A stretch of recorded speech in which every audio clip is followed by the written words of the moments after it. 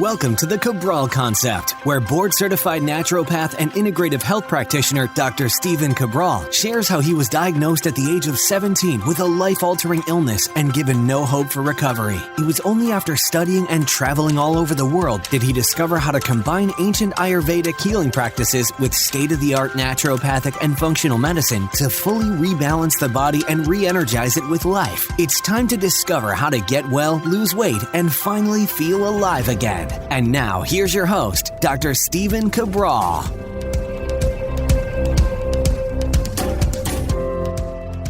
Hi, everyone, and welcome back to the Cabral Concept. Thanks for joining me here today. Looking forward to our Total Wellness Tuesday show, where I've actually interrupted my normal schedule in order to bring you a show on the viral-based updates. As many of you know, I have not posted on Instagram or YouTube for a couple of weeks now, and the reason has been intentional. Just about 2.5 weeks ago, I was actually censored on both of those channels, namely Instagram, where they took the number of posts that get seen and showed to other people down to less than 1% of my audience. So that means, typically 50,000 people would be following or whatever it might be. They've taken that down to 500 on an average day. That means they are not showing you any of my posts if you're following my account. So I don't have a way in order to get the information, the actual facts to you, except on my podcast, which is hosted on my website. So I will have everything today, including links at stephencabral.com/1558. Again, that's stephencabral.com/1558. If that doesn't work, you can always go to stephencabral.com/podcasts for all my previous podcasts.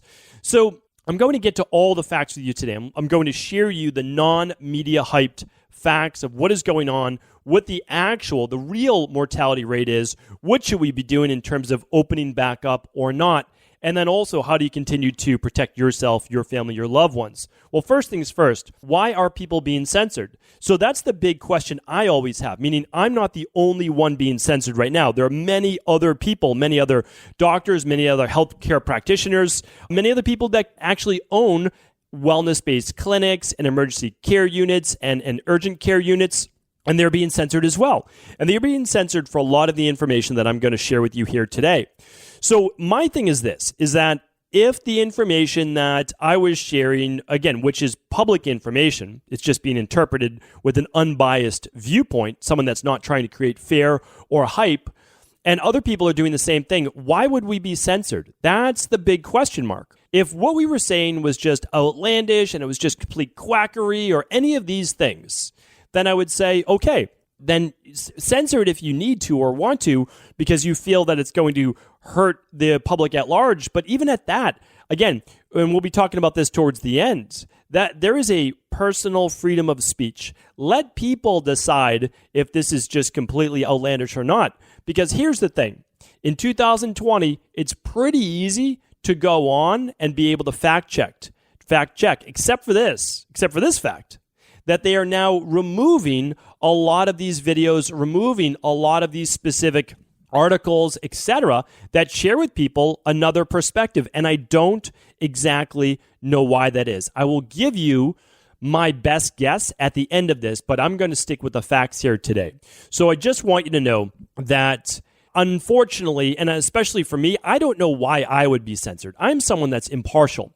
If you go to stephencabral.com/virus, I have all my previous videos right there. You can see them from right when the virus actually started. I actually show you, here I am saying, this looks like this, here's what to do, here's how we should prepare, and all of that played out. And I'm not saying that I'm a mind reader or, fortune teller or anything like that. I'm not.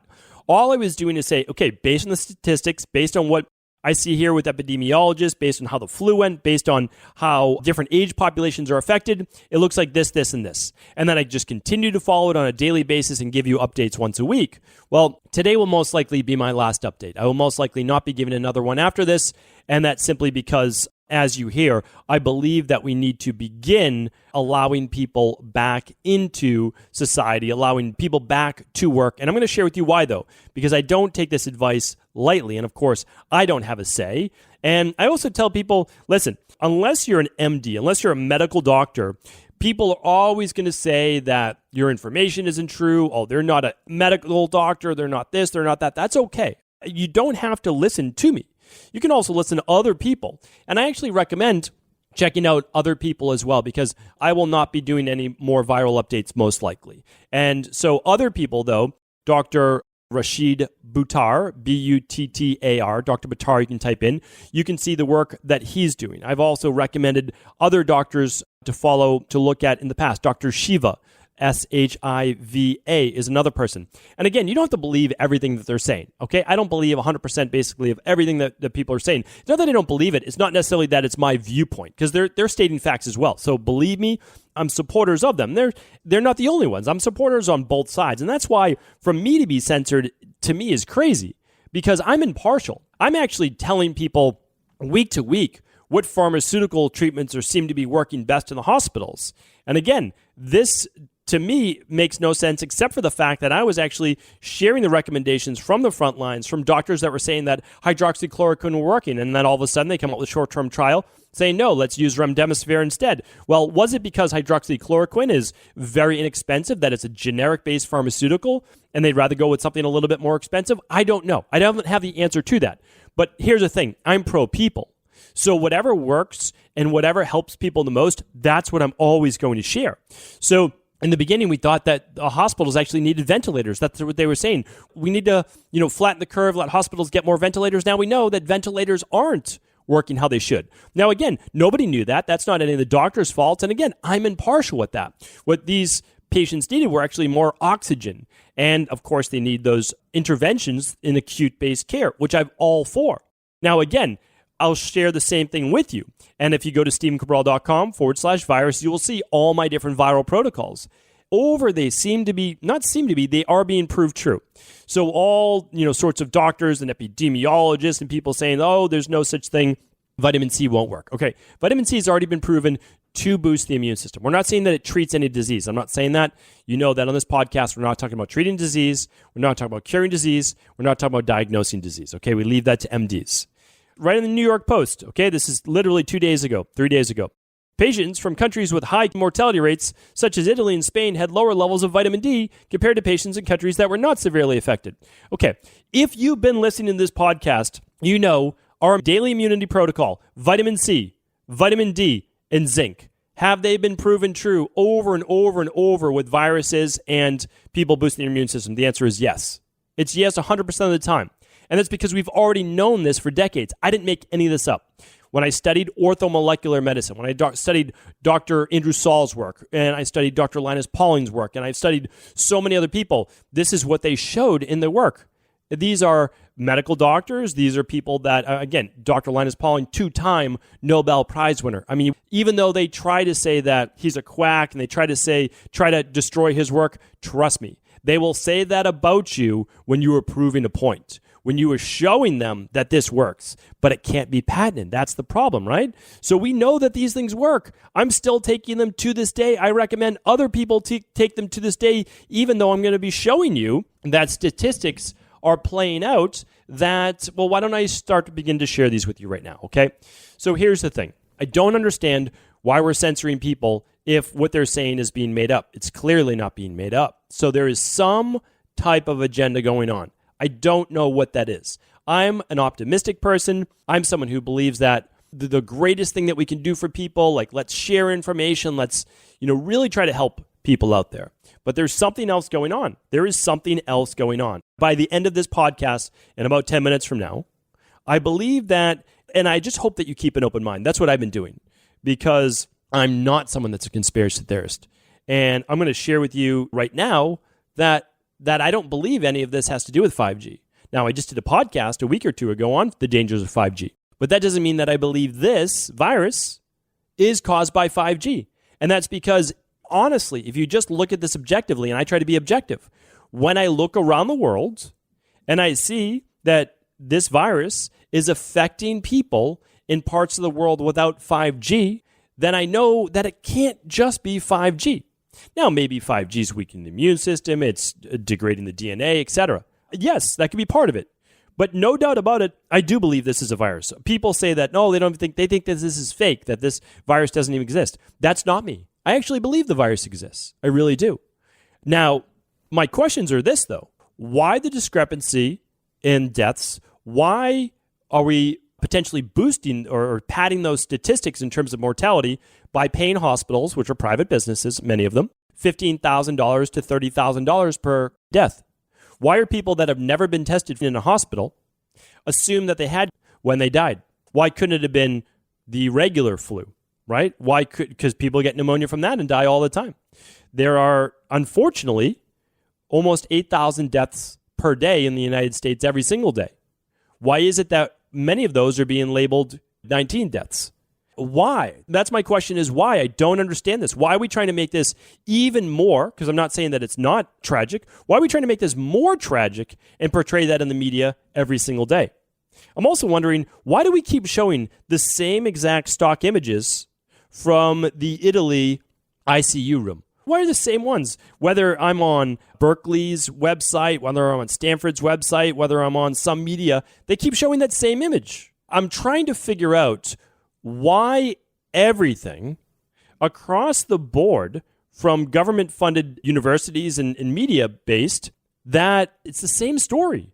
Everyone has the same exact images. Everyone has the same exact sound bites. That to me is strange. Are there no other experts out there? Why are we not doing the other side of the equation? I like to look at both sides. Why are we not interviewing all of the doctors and nurses that have been furloughed, that they've been laid off, that they've been essentially let go?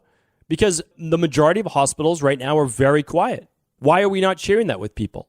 Now, in my opinion, yes, we had to make room in hospitals because of a surge that we thought we were going to get, and we did. I'm going to share those statistics with you in literally 1 minute. But why, when we saw them now dramatically drop, that we haven't then got people back to work and also allowed people to feel comfortable with going to a hospital? There has been almost I believe it's a 5x increase in ambulatory cardiovascular base calls. People are afraid to go to their doctor or hospital dealing with cardiovascular issues, which we know is the number one killer in the United States. So I want to do the best thing for people out there. And I believe there is some type of agenda going on. And again, I'm not a conspiracy theorist. I go by facts only. So I don't believe that this is caused by 5G. Do I think that there's a lot of health issues caused by 5G? Yes. Do I think this is a real virus? I do. I don't believe that this is a specific type of gut bacteria that's causing people to be, to come up with 19-based symptoms. I don't believe that, okay? Now, 90 or 80%, 70, 80% of your immune system is based in and around your gut. So do I think your gut plays an enormous role in the inflammatory regulators of your body? Yes, of course I do. Do we know that this virus causes a lot of inflammation in the lungs and maybe a little bit in the intestines and the kidneys? Yes, absolutely. So I think that there's a piece to that as well. But I'm not saying that this is not a virus. If this comes out one day and say, hey, this wasn't a virus, okay, then I'll say that. But I actually don't believe that, because I look towards what the experts out there are saying, but I'm open to everything. Like, it's not one expert. It's not the government's expert. Hey, we're bringing in this person. They're going to share our story. No, that's not what I'm going to do. I'm going to look at it all. So yes, I believe this is a virus. And for all the people out there who say the viruses don't even exist, or they're fake, or they're not real, it's simply not true. People get bad information. And the bad information comes from not having a background in any type of specific health. And I don't mean that in a bad way, but a virus, the reason why they're saying, well, it's not living, it's not a real thing. Well, yes, it needs a host. And the host is you. The host is actually a person. Now, it's in other things besides humans. Like, viruses can live, different types of viruses can live in, like, a pangolin, right? So they believe this virus came from a bat to a pangolin, which is actually a mammal. And then it was sold in, maybe a wet market, and then it infected a human. Maybe. That's so outlandish. Like, that's literally so outlandish, and that's not proven, by the way. But it's possible, right? It's possible that because they've studied the virus in the pangolin, and it's about 98% or so similar to this particular strain of the virus. Not the same one, but 98% similar. And so they believe that it's possible that it then made its way to humans. Now, there are other theories out there that it was accidentally or purposely released from the lab in Wuhan. I don't know if that's true or not. Does anybody know if it's true? I don't know. I mean, there are ties to that lab and there's funding to that lab for sure. That's been well documented. And here's what we do know. Well, they were working on that particular virus. They were working on the coronavirus in that lab. Does that mean it was released from that lab? It does not. But it's certainly the easiest explanation. It was accidentally or purposely released. I don't know that that's true. Okay? And so I'm not saying that that is the case. It very well may have been from the bat to the pangolin to the wet markets to humans. Okay? That's possible as well. I can't give you that, so I'm not going to say that that's a fact. I don't know. Here's what I do know that's facts. And here's what I do know and why we're being, and I don't know why we're being lied to, but I just know that we are. All right, let's get right to the stats now, though, okay? I want to share with you the exact stats. So if we're looking at the stats from Johns Hopkins University, we're looking at total cases over the world, and again, this is May 11th, 4,132,365. Out of all the cases globally, out of the 8 billion people in the world or so, we're looking at the U.S. at being 1,329,885. No one even comes close, right? So when we look at the statistic and we then look at the CDC, Center for Disease Control, right on their website, again, I'm going by exact stats. We are looking at the number of deaths, 47,128. So if we look at this specific stat, and we know that hospitals are being paid, they're being compensated for every case. So if the person has not been tested, they can still mark it down as cause of mortality, this particular virus. And again, I can't name the virus or this podcast will never see the light of day. So when I look at that statistic, and again, this is hardly testing anybody, right? Because we don't have mass testing yet. Who gets tested? Well, some healthcare workers do, and really just people who show symptoms. So just people who show symptoms are the people that get tested, which means we know that 70 to 80%, this is said by, again, virologists and epidemiologists and all the experts out there, about 70 to 80% of people will be asymptomatic walking around this particular virus. Asymptomatic means they're not really showing any signs of any symptoms of being sick, which is why it's easier to spread. There's no doubt about that. I agree with that, right? I totally agree with that. So here's the thing. 70 to 80%, no signs or symptoms. They don't get tested. Okay. So if we look at this number, these are people that just were sick, that were actually symptomatic. And out of all those people, it's about 3.5% mortality rate. Now, if you look at that, that's a big number. That's a big number. No doubt about that. If 3.5 out of 100 people died from this particular virus, that would be very worrisome. Like that would be extremely, we'd have to watch that over 8 billion people. Can you imagine if 3%, 3.5% of the population died from this? But here's the case. That's not true at all. And it's misleading. And you see the news saying, oh, it's up to 10%. Yeah. And they'll show one particular area. Like when you look in Italy, where type population, highest number of people over the age of 90 years old. And you saw that their mortality rate was over 10%. Over 10%. And then you look at, that's one extrapolated form, but when you actually get unbiased, and when you really look at this, I want to share with you some exact statistics here. Okay. So here's the thing. Stanford University estimated the infection rate, they just did this for Santa Clara County, of between 2.5 and 4.2% of the residents, whereas the USC study estimated infection rate in Los Angeles of 2.8 to 5.6. Both are much higher than previous estimates, which means they're using a higher number. And again, still small, which means that the number of confirmed positive deaths relative to those infected dropped to a low of 0.2. That means the actual mortality is, we're going to find out, somewhere around 0.2. And that is because, I just shared with you previously, most experts believe that the mortality for this particular virus is going to be what's called orders of magnitude less severe than we believe it to be. Now, am I downplaying it at all? No, I'm not at all. It's going to be potentially twice as deadly as the flu, or I shouldn't say twice as deadly as the flu. That makes it out to be more media hype than anything else. The flu is typically around 0.1 or less than 0.1% mortality rate. This particular virus could be around a 0.2. We don't know yet. I've seen stats anywhere from 0.6. So if I look at another study, and again, I want to stay unbiased. So if I look at this, I'm looking at the rest of the country's population. So if we look at this in New York City, we see that it was potentially 0.5, right? And that's with a lot of people, again, in close quarters, some of them being tested, some not, at 0.5%. But we're still not over 1% yet. And then if we look at the actual mortality rate for the age group which they've studied here, from 40 to 49 years old, they had a mortality rate of 0.04%. Those between 70 and 79 had a 2.3 when they were actually infected, and when they were actually showed symptoms, had a 2.3% mortality rate. Those 80 to 89 years old had a 6% mortality rate. And those over 90 years old had a 13% mortality rate. That was statistics in Italy. So we're taking, again, one of the worst case scenarios and showing you, because the media likes to tell you that, oh, this is affecting every age group equally. It's not. Please do not believe that. Do not believe that, and do not put that fear in your head. Are there always outliers with everything? Yes.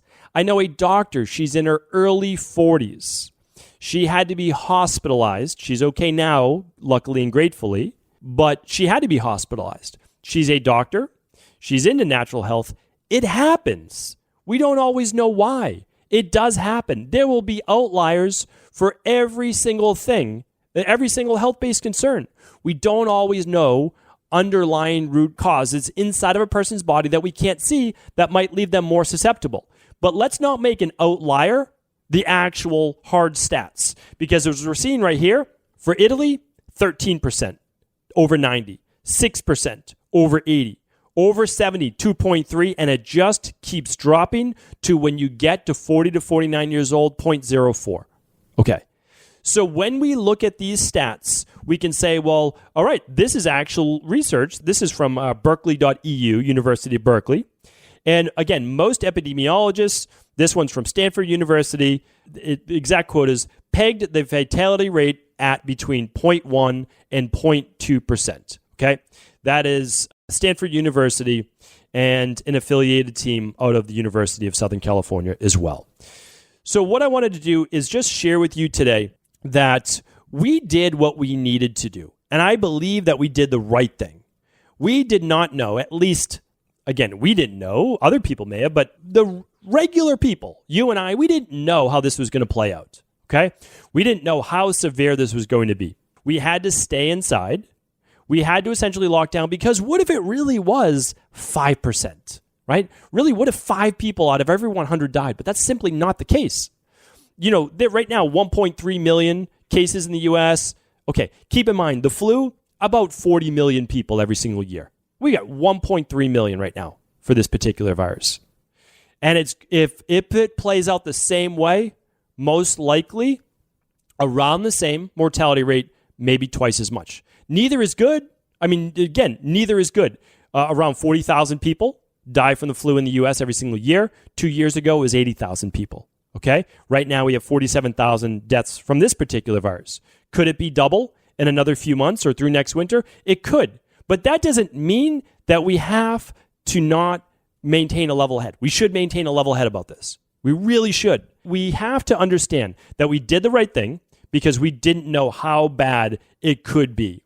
And do I still believe people over the age of 65 years old, where it starts to begin to jump, should, just like with any virus, really watch themselves and potentially, I don't think they should be more isolated, because I don't think that's healthy for the human psyche and body as well. But should they be more careful? Yes, they should. They absolutely should. But now that we know that the numbers are nowhere near that worst case scenario played out, again, I will never forget this. All the government paid experts out there saying, well, this could actually wipe out tens and hundreds of millions of people, right? I mean, I will never forget that, because those types of things cause fear and panic in people. But we did what we needed to. We stocked up on our supplies. We made sure that we had the good quality food, the nutritional supplements, all the things that we actually know that are proven that I just share with you. New York Times, all the studies, vitamin C, zinc, vitamin D, your B vitamins, like all of your protocols that you need. And again, purchase them from your favorite functional medicine center, whatever you like, trusted source. Get your good quality food. Make sure that you do have all of that, because this could happen again in the fall, but it shouldn't, right? Because now we know. And so the thing that I'm most upset about now is we know now. We know these statistics now. And we know that we didn't do this during flu season. We shouldn't be doing this right now. People need to understand.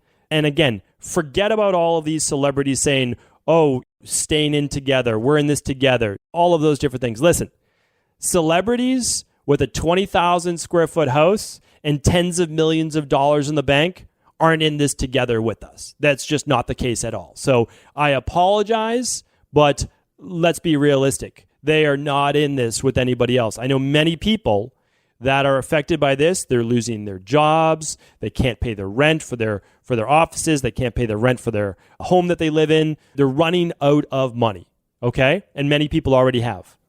And there are many cases, and again, in our own private practice, of women, and I'm not saying men not either, but women that I know of in our private practice, 2 of them, that are in abusive relationships, and they're at home all day long, okay? We need to make sure, and again, this is one person's opinion, but I'm sharing you the facts to back it up, that we need to start opening back up the world, that we need to understand is that we're going to be okay, and that we also have to be careful that we don't allow all of our rights to be taken away, okay?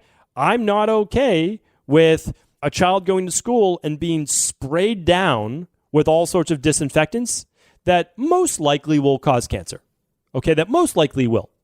So we're trying to prevent a virus, especially in a child where the mortality rate is so close to 0, and we're spraying chemicals on them that may cause cancer in 5, 10, 15, 20 years. And also, are we okay with tracking devices being placed on our phone? Are you okay with that? That's a question that you have to ask yourself, because the new updates for phones will be adding that. So again, we just have to be careful at this point, because I don't know what is going on, but I do know that many of our rights are being taken from us. And I'm all about making sure we do the right thing for people, that we keep them safe, that we keep them healthy. Every day of my life is dedicated to that. Every day of my life. I've been doing a podcast now for over 4 years, almost 4.5 years, every single day. Haven't missed a day. And that's to make sure that I get you the truth to the best of my ability. Many of the things I shared with you today are my opinions, like opening things back up. Doing it smartly, doing it safely. But I also shared with you the facts of why I believe that to be true. And that's because, and I'll just share this as the last thing, that viruses need to reach about 60 to 70% of the population. Before then, they can die out. So we have to find a way in order to safely do that. Now, here's the thing. As we start to open back up, there may be a jump in cases. And I've shared with you this before. And again, these are the exact statistics. I know I'm going a little over today. But here are the exact stats, okay? So when we look at the actual hospitalizations for people, it was, or I should say deaths, on 3/28, so on 3/21, it was 504 people in the U.S. Then a week later, it went to 2,771. A week later, 8,437. We started to hit our peak. April 11th, just like we spoke about on my previous viral videos, it was going to be around April 15th, it's 3,261. On April 18th, it was 12,556. On April 25th, 7,875. May 2nd, 1 week ago, 1,636. You can see how dramatically it is dropping. So with that, we now have the capacity for hospitals to also help those people who need care the most as we start to open things back up. So we did our job. We flattened the curve, as they say. The hospitals are now able to take on more people. These are good things, right? So now we have to start to, again, 70 to 80% of the people will be asymptomatic. I'm not saying spread the virus. It's not what I'm saying. What I am saying is we boost our immune systems, we keep ourselves healthy, we deal with this as it is a virus, and the people that need the most help are going to be able to now get it. they're going to be able to get those hospital beds. They're going to be able to get the care that they need. And we allowed for more treatments. We allowed for more information to become available. So now we can allow people to go back out. And if we want to do a phase plan, that's fine. But keeping people from natural sunlight, keeping them from going to the beach, keeping them from being able to see family and friends is now unfounded. Okay? When you look at the research, when you look at the statistics, we moved, the pendulum swung very far in one direction. I don't want it to swing wildly in the other direction. Let's be smart.